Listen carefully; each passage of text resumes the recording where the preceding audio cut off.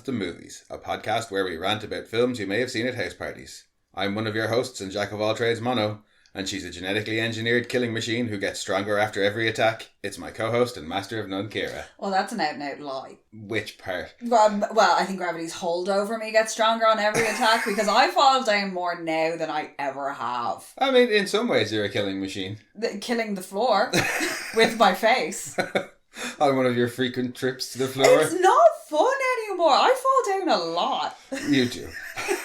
But before I explain why you are suddenly an interstellar monster, should I or we maybe explain why what we're doing things for a little once? bit? Yeah. Well, I mean, sometimes we explain what we're doing. Yeah, not well. I mean, No. we wander off halfway through like a kid poking a squirrel. Like. But yes, we'll attempt not to. Yeah. Because as you may know, if you listen to our other feed, we talk a little bit about the strikes. Yeah. And we have decided not to cover anything that is considered struck work in solidarity with the striking actors and writers. Yeah, no, we don't do that. Support the strike efforts because we need writers, we need actors. AI cannot replace human creativity in any way, means, shape or form. Yeah.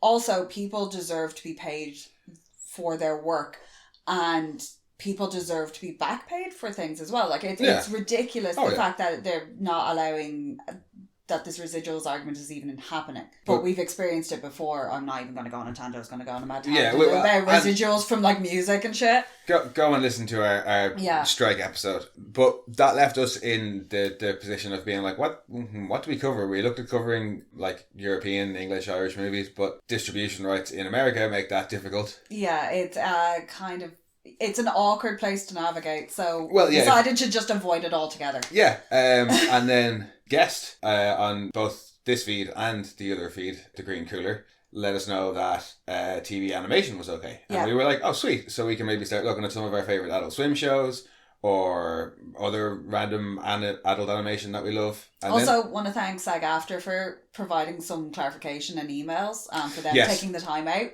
to like actually respond to us. Yeah, no, in terms they of were very helpful. clarification, so really, really helpful on that as well. So big thank you for them for taking the time to do that. They have a search engine as well. It's a little bit difficult to use, but once you get the hang of it, that you can use to see what's considered struck work and what's not. Yeah. And further thanks, because help came again from the Green Cooler in pointing out that the DC animated films that we love so much are not struck. Yeah, they are considered, or they were made under the television animation contracts because very few of them got theatrical releases. So we can talk about them. We will. We have long talked about covering them on the podcast. We were talking about doing it when the boys, like in between boy seasons. But then we were like, there's so many. Yeah. Well, also there's so many of them that is like, I'd like to do them as their own series. Yeah. But now we can do them because we don't have much else to do. And it's fun for me as well because I enjoy the comics. We have quite a substantial collection, but I wouldn't be like an avid collector of storylines or things like that. The majority of what we have are the big standalone storylines or things that have caught our attention. Like everything else, we are jack of all trades and masters of none in our comic book collecting as well. But a big part of our comic book collection actually came from these animated films because we were like, oh, this is based on this storyline and this storyline, so I actually want to go and read the whole thing because I'm interested in it. Because that was the whole thing with it's got a silly name. It's the DC Universe Animated Original Movies, or the DCUAOM. I just call them DC Animated Movies. Yeah, well, but the whole thing was like adapting seminal like comic book lines or runs into as close as they could page to screen animated features. And a lot of them are, because we actually ended up going back and collecting a lot of these storylines because the animation in them is so freaking beautiful. Like, that's basically the only reason I owned All-Star Superman was I went, oh my god, that's so pretty. Well, and then I went and bought it and went, oh my god, it's even prettier. And then drilled all over it a little bit. It was great for us because like these movies are going, this first one was in 2007, so they're going 14 years now. And yeah, like you said, it was great for us because we just had random comics and this was adapting ones where we're like, hey, I really enjoyed that movie. I will go and buy that comic now. And especially for things like DC and Marvel, who at the time were kind of continuously rebooting. Like DC went through the New 52 and then they fucking they had Flashpoint Paradox and killed off everybody and started kind of like rebooted again. Yeah, DC are notorious for reboots. And with Marvel, they've been running for so long. It's like, where do you jump in? Where do you start? If you're into them, and like everybody knows origin stories, so we don't need an origin story again, unless it's a particularly fun one from a smaller character that's not as well known. But we don't need the Batman one. We don't need the Superman one. If you want a Superman origin, Smallville did it really well. Well, and when they do origins in these DC animated films, it tends to be of lesser known characters. Yeah. Or really fun alternate origins, like the New Frontier is origin stories for all of them, but it's in the Golden Age. Yeah. That's absolutely fucking stunning, New Frontier. Yeah, that one. We do plan on doing these in order of release, with the exception of one or two, but the first one is the New Frontier. That was the second release of these films, but we're going to hold off on doing it for a while because we love it so much. No, they're a great introduction to the world and a place to go because they're based on these storylines that you can get as full trades. They're a really great starting point for somebody who's like, like you're watching the movie and you're like, I'm into this character and I want to find more about him. It's like, well, here's like you've got Green Lantern First Flight, which is the Hal Jordan. It's the Hal Jordan origin, yeah. Because there's a couple of other Green Lantern ones that are like they have Emerald Knights. Yeah, Emerald Knights is the Emerald anthology Knights one. is a fucking brilliant it's one. Better than First Flight. Yeah, I love It's better Emerald than First Flight. Knights. There's a new one I haven't seen yet, a new Green Lantern one I haven't seen yet, but Emerald Knights I prefer. Because the rest of the cast around Green Lantern, the rest of the Lanterns, they're so much fun. Yes. And it also introduced a lot of like smaller villain characters, or if you watched say like New Adventures of Batman, you would have seen Metallo and stuff like that, but just very briefly we get a full Metallo and his indestructible pants, because that's the other thing, is that when they started out, these were the first one, the Superman Doomsday was directed by Bruce Timm, but it's not part of the Bruce Timm DCAU that has the classic Batman and the classic Superman and no, it's not cartoons. even really in a Bruce Timm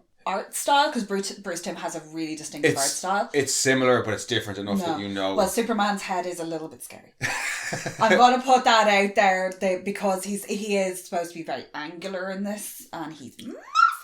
It's also the classic, how do you tell Marvel from DC? DC's all look like carrots. I think because the Superman Doomsday was one of the first ones, they went with a more animated cartoon style. Whereas as the films go on, they try and go more in the style of whatever the comic book was. And there's once they get to kind of Justice League War and things like that, they've shifted into that more anime style.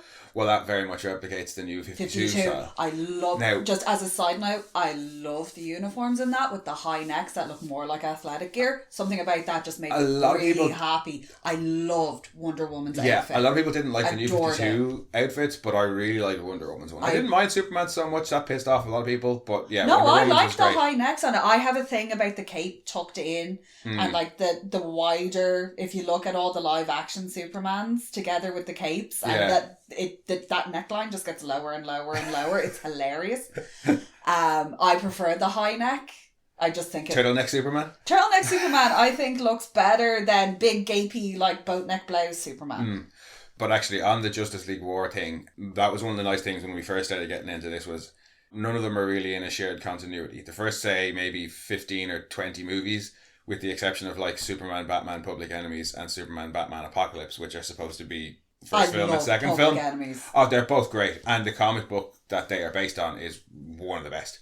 I fucking love it. But they're all just in their own little continuities or whatever until you get to Justice League War. Yeah, and then there's about 7 or 8 films that are supposed to be tied together in a shared universe that's like the one that's based in the New 52. Yeah. And then some of the newer ones, the first one was Superman Man of Tomorrow. It's the one with Parasite as the main bad guy. Oh, yes. A few of those are considered the Tomorrowverse. So they have their own, so as the movies go on, they get their own little compartmentalized shared universes. And a lot of that as well is to do with the directors who kind of had a vision and are allowed to run with that and do these little story arcs. And being allowed the freedom to do that within animation. But even those shared ones, it's not like, say, the MCU where you're going to be lost if you haven't watched all the other ones. No, you can just still pick pretty one much of these and hop in, which is great. And with the exception of 1 or 2, maybe. Yeah. like if you sat down and watched Reign of Superman without having watched Death of Superman. But they were... that's a direct sequel. Yeah, that's a little bit different. The same with The Dark Knight Returns. Yeah, there's a few sequels in there. But they are very clearly marked as like part 1 and part 2. Long Halloween, part 1 and part 2. Yeah. Like you can't really mess that up. They've made it very obvious. And then like they have the Dark series as well with Constantine. And I'm just like, yes, magic characters, sarcastic as fuck. We might get a King Shark crossover at some point. Justice League Dark is fucking brilliant for Batman just being so upset with magic, and it's just very existence, and he just grumbles every time something magic happens, and Batman's just like but that's I think that's what these do better than the live action films, is you get these insane ranges of the characters. You get because they're in far more situations. Like I didn't really like Superman. I just was like, Superman for me was Christopher Reeve Superman, and he was that clean cut, all American, always did the right thing with the little lickety spit, and like, but Lois, we have to do this. Yeah. And these gave Superman so much more personality. He's far more complex than I ever realised. Well, yeah, he's fun. I love his relationship with Batman. I worked with a guy years ago in Golden Discs who told me to read a couple of Superman stories when I said a similar thing about, like, I thought Superman was kind of boring, he's the Boy Scout, and he was like, nah, you just haven't read the right stories, like, check out when they do interesting things with him. And he told me to check out things like Red Son. Yes. And Secret Identity. Red Son has been made. Red Son is phenomenal. It's great. But a lot of what he suggested was like, oh, here's where they do something like really different with the character. But some of these ones, particularly things like All-Star Superman, it's not like, oh, look at what they've done Elseworlds, or where they've changed this thing in Superman. No, this is like his fundamental personality. Really diving into the character of Superman, and I like when you get to that stage. Doomsday's a bit basic. With Doomsday it's basic, but Doomsday it's about the event itself, and never mind the shockwaves that this had in the real world in terms of comic viability in 1994 when this actually came out was insane. If you can get your hands on the 5-disc special edition, the Superman one, I think even just the special edition of Superman Doomsday as well has the one that came out first, because they have since gone back and actually redone this as like a big 3 or 4 part piece, which does it the justice it really deserved. Before it, the first one out the gate, they took this storyline that is so iconic. Yeah, that's like it's Superman fucking died, and they killed him off in the comic books for a couple of months as well. Like, this was huge at the time, but they've taken the main points, because it's a year story arc. Yeah, it was a year run of publications, but they've picked the main points from that and woven them together into this story. And if you don't tear up a little bit at some point during this, because it really gets you at points and they've picked all the important bits of it and made a really cohesive story of, this is Superman, this is this event, but you get to see his humanity. And you were saying that they've made the clone his aspects of all of the other ones. From Reign of the Superman, and they've really, really narrowed it down to the main highlights and done it really well, that if you, like me, had never read the graphic novel, you wouldn't know what's missing, but you don't miss anything by it not being there. Because I've since gone on and read the graphic novel and seen the longer ones and been like, no, that still does it for me. And for, like you said, for it being the first one out of the gate of this thing that they planned to do, it was like they picked an ambitious storyline. They did it justice. And even though they still one of the main complaints they got in reviews was from kind of nerdy websites where it was like, oh, they left out so much. But what they were trying to make, kind of 80-minute animated film, they did a really good job. But they took that criticism, and then their second one was New Frontier. Yeah. Which, having since read, is one of the most faithful adaptations I think I've ever seen. Again, I have a special edition of that because I adore it so much. And Darwin Cook, our original artist and writer, did unfortunately pass away from cancer not long after it came out. The animated one came out, and he did get to see it. And if you can grab a special edition, get all of these. Yeah, these all have special editions that are out that all have amazing interviews. Even the basic ones, like even just the standard DVDs that at least have sneak peeks of what's coming out. The other ones where you will get random interviews and stuff like that. And if you're into that kind of stuff, these are great for behind the scenes, because you find out there is, certainly early on, there's a very strong crafting hand in the voice casting director. Oh, Andrea Romano. Yeah. Like, she is, like, a lot of what people consider now to be the voices of people. Yeah, your Kevin Conroys and your Nolan Norths and your... Yeah, Nolan North is Superman now. Yeah, Kevin Conroy always. Which is really weird for me because he's also the evil dad in Gossip... not in Gossip Girl, in... Pretty Little Liars. Okay. Yeah, and he's a shit in that, and he's like this lawyer who's all like, fuck you, and then he's Superman. But yeah, no, Andrea Romano does an amazing job of she gets the old school actors in, but she also gets the new people in to keep things fresh. I would never put Rosario Dawson as Wonder Woman, but she's a brilliant Wonder Woman. Even in Superman's Doomsday, in the first one, Anne Heche as Lois Lane. Adam Baldwin as Superman is fine. Yeah. But I really quite like Anne Heche as Lois Lane and James Marsters as Lex. Oh, Lex has just the best line in that. Absolute best. Why did you leave me? Again, Doomsday sets up because Lex is like, oh, it's just Superman's bad guy. The way Joker is Batman's bad guy. Yeah. Cheetah's Wonder Woman's, because I didn't know Wonder Woman had one, and it's Cheetah and the patriarchy. But I always thought Lex just wanted to defeat Superman, and it's not. And you find out kind of going through this that like Lex just wants to be better than him. Yeah, the animated films, the animated really Superman get that films, aspect really get of that. Lex. They do it well in the first one. You get it really well in All Star Superman. It's really well done when he gets a dose of Superman powers and it's all like, oh, I can see it all now. I can see colours. But I love that you get this like that Lex is just this sort of uber competitive. Spoiled child. Well, you get President Lex as well. Yeah, in some of the you later get Lex ones. in the big mech suit, which I love. I adore Lex's mech suit. His niece. Yeah, she shows up in All Star Superman. Mercy, gotta love some Mercy. Well, yeah, that's the other thing that's great about them. Even if you're not a massive comic book character fan. I'm sorry, my all-time favourite, Amanda Waller, and I still to this day do not understand why they did not cast her. CCH Bender. Oh my god. Yeah. She's the walleriest waller I've ever wallered. And they also gave us the Suicide Squad we deserved.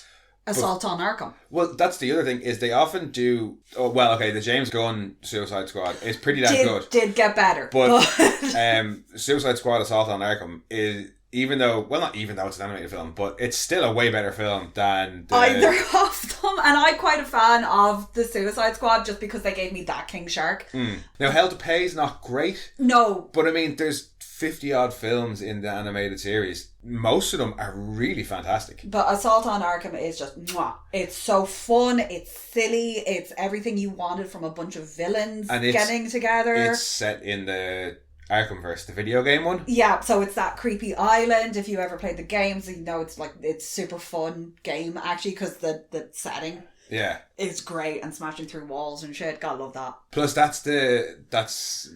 some of them are R-rated and quite dark. That's the one where you've got... So King Shark's just eating people's heads. Yes, but you've also got Joker holding the head of what he thinks is Batman, and then it explodes and he just laughs.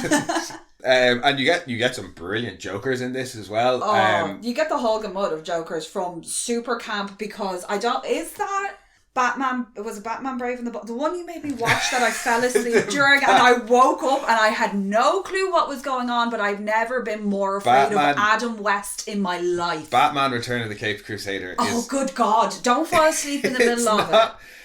You fell asleep at the part where he got hypnotized to be turned I had no idea. So you just woke up when he was being an asshole. No, that's not. There's another one that's it's a Deathstroke one. I can't remember the name of it. It's Deathstroke something and something. Like fucking dragons and swords or whatever. Oh yeah. That was like a web series that got combined to make a feature film and released. It's not part of the DC animated films. We'll still probably cover it. But then you have like Gotham by Gaslight and... No, Gotham by Gaslight is. Yeah. So is... What's the ninja one? Batman Ninja is part of it, but for some reason Return of the Caped Crusader is not part of the DC. Yeah. It might be what studio produced it. Maybe that's it. Maybe it was a different studio produced both of those, because the other Gotham one, the one that's set in the Nolanverse, Gotham Knights. Yes, that's a little small Batman anthology one. That is one of these DC animated films. And I have to say with anthologies, the Animatrix is anthology gold. Yeah, that's and very much... And then Green Lantern for Emerald Knights It's so much. I don't know what. Emerald Knights is way better than Gotham Knights. Gotham Knights is not great, and it's the one that we're gonna have to do after Superman Doomsday if we go in order and skip. There's a really annoying kid in it. Yeah, I mean it's not terrible. It's not terrible, but I think it was different from what they were going for with everything else. Whereas everything else was adapting story, and they were big, seminal big lines. Yeah. Gotham Knights is 5 short stories set between Batman Begins and Dark Knight. Yeah. And they were supposed to be like a bridger, like there's... I could be wrong, I think Colin Salmon's in it. Does he get cut into 52 identical cubes? No, he doesn't. But yeah, there's very few weak ones overall in the DC animated. And that can just very much depend on your like or dislike of the character. I did not know I would enjoy John Johns, the Martian Manhunter, as much as I do. He is the most sarcastic fucker on the planet. His bad guy, I've forgotten his name. He's got a great name. Malefak. Yeah, and he wears the big cone thing. And that looks like a cat in a cone of shame. Yeah. In particular, also I didn't know he was flammable. That's fun. While I did refer to it as a super faithful adaptation, one of the things that they do kind of leave out of the New Frontier is so much of the comic book is told from Martian Manhunter's perspective, and you really get inside his head. Yeah. You don't get it so much in the animated New Frontier. It's still amazing though. What a way to go out with a sword and a grenade belt. Yeah. But, if you know, you know. King Faraday. That's his name, King Faraday. But that's a lovely thing about the New Frontier in particular is because it was a lot of the golden age that, say, you and me wouldn't have been aware of. Oh, you get like the Blue Hawks and things like that, all the real old school. Yeah, so we end up going back and like looking into the history of them and being like, oh, that's that run. And like that was things that like if your parents would have been into comic books back in the day, that would have been kind of what they had seen. Well, I mean, that was the other thing, because of some of the stuff you get exposed to in these animated films, if you're like us and don't know a huge amount about comic books, you'd be like looking up stuff on Wikipedia from what you just saw in the animated film, and you might see something else that's really interesting and be like, oh cool, I'm going to go off and buy that comic book too. You will end up probably spending a lot of money on comics. But even as you get later on and you start to get real deep cut characters, like, and not just... they did Hush. Hush was great. They changed that a lot, but I think that's just because... that was just for the story translation. Well, everybody knows the twist in Hush as well. Yeah. So they wanted to change that up. You get Son of Batman with Damian, who, if you've never heard of Damian Wayne... Well, this was my introduction to Damian Wayne, was through these movies as well. I love Damian Wayne. I just love all the Robins. Because you get a lot of Nightwing. You get loads of Nightwing. You get a good bit of Red Hood. Yeah. And or Jason Todd. Under the Red Hood itself, fantastic, except for the one bit with the cars where they look a bit dodgy because they have that 3D car animation. That's one of the few things I don't like is they do this weird 3D animation with cars and trucks and stuff in chase scenes, and it looks a bit shit, but otherwise the animation in all of these is gorgeous as well. Yeah. And Under the Red Hood is great if you're a Jensen Ackles fan. Oh yeah. Because they were like live action like Red Hood. And especially with Red Hood, even though the story is largely based in Gotham, you get an introduction to Ra's al Ghul, the League of Assassins, Lazarus Pits. You even get a couple of scenes from the... Talia being... from Death in the Family through the flashback, although you don't get to see Joker as an Iranian ambassador, which is unfortunate. No, but you do get a brilliant... Is that the one with the bathroom with no door? That's the one with the bathroom with no door. And we'll get one of you and me with the crowbar. And one of our favourite Jokers in John DiMaggio. Yes. I really wasn't expecting to be a good Joker, but it's fantastic. Particularly the bit with the glass of water. Can I have a glass of water? I'll need some guys. Not these guys, because, they're dead. But as well with that, like that was one of the main complaints that we had about The Dark Knight is the Joker doesn't kill enough people and the Joker doesn't go far enough. Like one of those boats should have blown up. Yeah. I'm always going to say that one of those boats should have blown up. End of the story. Heath Ledger's an amazing Joker. He is, but they also had an age restriction to work with, whereas in these they don't. A lot of them are PG-13. A few, as I said earlier, a few of them are R. But yeah, when it comes to those darker characters, they tend to treat them with the tone that's necessary. Yeah. Except for maybe the first half of The Killing Joke. Oh god, just skip the first half hour. If you're gonna watch it, just do yourself a favour and skip the first half an hour of it. Yeah. Just don't. It's weird and I don't understand why start it's with there. Barbara getting shot And when there's some confusing references later on in the film to Barbara and Bruce, just pretend that nothing's happening. Yeah. The killing joke starts with Barbara being gut shot. Yeah, that's where it starts. Simple as. Nothing happens between her and Batman earlier on at all. No. It's so wrong, and you feel so dirty watching it. I do love the fact that in a lot of them, because I grew up on the New Adventures of Batman and the Bruce Timm and Joker, always living in that insane like World of Tomorrow fair with the wife, the mechanical wife, and you get I think that's bits just of in that. Mask of the Phantasm, but it's great. But you get that as well, because Mask of the Phantasm is very much Bruce Timm. It is in that style. Oh, that's one of the films, because there are a few earlier feature films from DC, but they don't fall under the DC animated. Like that Mask of the Phantasm is a very early one. The Batman Beyond film. Yeah. Batman Beyond got shot on, but I actually quite enjoyed it. That was fun. It's not as bad as that. What's that Mystery of the Batwomen one? Oh, that's bad. That's bad. That's like leopard women in the avocado jungle. That's not considered part of these films, thankfully. No. But yeah, and then even later on, you get even more ridiculous things. Like you got like Batman Soul of the Dragon. Yes, that is very fun. Set in the 70s. Yeah. They've started to take really go really deep with the storylines now and really fun with them. I think big like what's the alternative reality one with Owlman? Crisis on Two Earths. That's an early one. But the alternative versions of the Justice League and that are so completely off the wall. Because they're extreme versions of the characters, but they're evil because they're the Syndicate. And you've got evil mafia boss Superman who's Ultraman. Like bada bing, bada booming, lasagna, cannoling all over the place. They're all from the Earth 3 version of the Justice League from the comics, and they are the Syndicate. And I really enjoyed that. I love the madness of that because it comes across so well. You've got Good Lex at the start of that as well. Oh yeah, and he's all like, "Please don't hurt me," and the Jester kind of freaked me out because he did have that Victorian marionette look about him. And also he's a good Joker, so boring. But then you get Owlman, Owlman's great, and it's James Woods, and it's so dry, and it just look at that. Well, you'll be happy to know that's one of the early ones, so we'll get to covering that soon. Because he's if Alfred had the bat suit, is Owlman. He's that sarcastic. Like, think about how... the level of sarcasm, yeah. Like, how sarcastic is Alfred all the fucking time? Plus, that's the other thing. You get sassy Alfred out the wazoo in these DC animated films. God, like, if you like sassy Alfred, you're in the right place. And it doesn't matter who you are. He will sass the fuck out of you in that Batcave. You can be... Like, because he does it to Superman. Oh, he sasses Superman. he gets up at everybody's grill. Yeah. Oh, so good. The Wonder Woman films are great as well. I have a special love for the first Wonder Woman film because again, Wonder Woman was always Linda Carter Wonder Woman, who stunning, amazing, beautiful, good God. But that was kind of it. That was it until the Gal Gadot films, unless you knew about these. Yeah, and then getting to see her in this, where you've got Themyscira and this island where they're all insane and gorgeous and strong, and you get that kind of backstory of how she came into being without it being kind of put upon, because you've got Steve there and he's asking all the questions. So she's just like, oh yeah, I was, Here's how it works. Like, I was made and my mom made me out of sand and cried over me and blah. And he's like, what?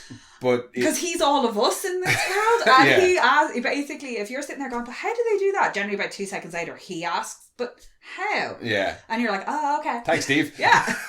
But even then, when you get her in the later films, you get to see her in her own right, and you get to see her when, like, say in... No, I'm sorry, when she finds ice cream with the little girl and she brandishes the sword at the guy and is like, I demand ice cream. And then they just walk off licking it and your man's like, what happened? And then Steve's like, we're going to get arrested for solicitation because she's wearing the little leotard get up. No, but in, say, like, the later ones in, like, Superman, Batman, Apocalypse, when Kara's getting trained on Themyscira and she's standing up for her and being like, well, what right have you got to say who she's going to be? Or the great bits in New Frontier, where she's in Korea, liberating the women. She's leading the women? Yeah. Oh, yeah, that's what happened. Yeah. Yeah. And even some great stuff with her in Red Sun. It's just, Wonder Woman gets really well treated in these animated films, and she's always incredibly like not reasonable but she'll take in both sides and be very empathetic towards everybody and sympathetic. Even she's often a mediator, especially between Batman and Superman, because the pair of them are just like, fuck you, fuck you, fuck you, and then they like bro hug it out at the end, and she's in the middle going, shut up, like kiss and make up essentially. There's some great bits in Justice League War from her and from all of them actually, like at Batman and Green Lantern at the start. And he's like, wait, you don't have any superpowers? You're just a rich guy? Yeah, he's trying to find out about him. He's like, well, she can fly and he can do this. What do you do? This? You're not like a vampire or anything? No. Plenty of sassy Batman as well. Sassy Batman. Hal Jordan isn't like Green Lantern can be very grating, but they managed to balance it out in this. Yeah. If your only interaction with Green Lantern is that god-awful Ryan Reynolds film, yeah. Go watch these. Yeah, First Flight's not great for... It is an introduction story. But yeah, it's an origin one. Yeah. It's an origin story, but he's Sinestro and he's red and he looks like the devil. Of course he's going to turn bad. But then when you get into the greater universe with Green Lantern, you get like the planet that's a lantern and like all the insane... you get all that in Emerald Knights. Yeah. And Mogo, that's the planet. And some other really random character, like the trainer... Who's the pig? Kilowog. Yeah, I think he's a major character. I'm not really up on Green Lantern comics, but he's one of the more major characters. But he also seems to train. Yeah, he is the trainer. Like. He's so much fun. The training that they put them through is hilarious. Well, I mean, you've got this big ring thing to master. Yeah. You got to be versatile. And then the little, like, the floaty guys. The Guardians? Yeah, whatever. The little blue dudes? Yeah. Yeah, the ones on Oa. Yeah. Yeah, like I said, and not really up on my Green Lantern. And they're like, we have a big battery thing, you got to come here and charge your thing. And you're like, oh, okay, that seems inconvenient. Yeah, you're probably going to get a lot of that from us when it comes to the Green Lantern stuff. It's like, I don't really know what's going on here. Like, we'll be fine with Batman and Superman. I also have a lot of questions in regard to the construction of a lot of things in this. Because the Justice League, like, I like at one point because Bruce is so fucking wealthy, he just has the satellite and he allows the Justice League to use it. Yeah, it's like, I had this anyway. Yeah, so I may as well use it as the And then he gets the Flash to do repairs on it because he's too lazy. Again, because they have allowed themselves the time and they have so many different movies, you can get all these just really fun bits with the characters that you don't get or don't feel forced, like all the quippy stuff in the Joss Whedon cut of the Justice League. Oh yeah, no, it just happens in this. This is just how the characters are. And then you do get like really sweet moments like in Crisis on Two Earths with the speedsters where Batman's like, no, you can't do it. You're not fast enough. Oh, yeah. But he's doing it to save his life. But he won't tell him that he's doing that because he won't admit he cares. Because it's Bruce. Yeah. And so he's a fucking child. Instead of saying, Barry, I don't want you to die by doing this. You will kill yourself I'm going to manipulate the other guy into killing himself. Yeah, instead. You get some nice dark Batman bits as well. And you do get moments. Justice League Doom, obviously. Is it the Tower of Babel? Is it the Justice League Babel is the... Yeah. It's the one where Batman's... Batman has a contingency plan for everybody, and you get a brilliant line that he's like, I have a $10,000 piece of kryptonite for the man in Metropolis. I only needed... Oh, that's from something else. That's from New Frontier, But I only need a nickel or a dime for a box of matches for you. And that's where you kind of get the whole, what? And then you find out, yes, he does have contingency plans for everybody. Yep. And Mirror Man steals them. Yeah. And I did not know about Mirror Man, and I was like, you were fun. Yeah, you get all the fun villains in this as well, not just all the like deep cut superheroes. You get all the deep cut villains, particularly in Superman, Batman, Public Enemies. There's that giant fight scene where just there's 50 or 60 characters. It's like, who are any of these people? Also, who organised this? Because I can't get like 3 friends to arrive at the same place at the same time. You got like 50 villains to show up en masse and emerge. Isn't that because Grodd's controlling them all? Yes, Grodd is controlling them all because Gorilla Grodd. Woo-hoo. Yeah. No, there's so much fun to it if you like superheroes. Watching, especially the big Justice League ones, getting to see other heroes take on other people's villains is very fun. Yes, because they just go about it in a whole new way. I think was it the Flying Aces gang? That's at the start of Apocalypse? Yeah, and one's got like the hoverboard and they're all trying to take them out. Yeah, that might even be at the start of Doom, actually. That's very, very fun. Yeah. This was supposed to be like a 5-minute intro into why we were doing these films. Also, and then you get things like Swamp Thing showing up. That's a good bit later, but that's Justice League Dark, the first one. It's Justice League Dark. That's one of my favourites, I think. But yeah, no, that's because... And not just because Matt Ryan Constantine. I just want King Shark and Constantine in the same thing because they used to date apparently, and I would love to see that on film, especially if it is the Sylvester Stallone King Shark. Either that one or the one from the Harley Quinn who's like really eloquent and then just turns around and eats a person's head and then goes back to being like loquacious. You get a couple of different King Sharks in this as well. So one of them is a bit more the Sylvester Stallone, and one of them is a bit more like that. My love for them veers between like Sideshow Bob kind of like English villain. Yeah. And Sylvester Stallone, nom, like put it in my mouth. I ate it. Ripping a guy in half, that kind of. Yeah. But yeah, so this was only supposed to be a short chat. That didn't happen. No. So this maybe should be a whole extra episode, and then we'll talk about Superman Doomsday separately. Yeah, no, I think we would have to because we kind of gushed all over this a bit. Yeah, well, I mean, we do love these series of films, and the last 30 minutes or so should probably show that. Yeah.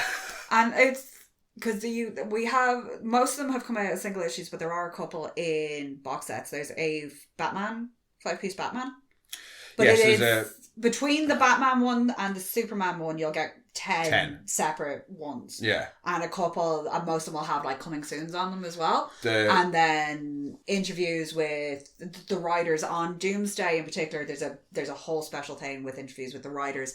I have never seen a single author moved to tears talking about something. Yeah.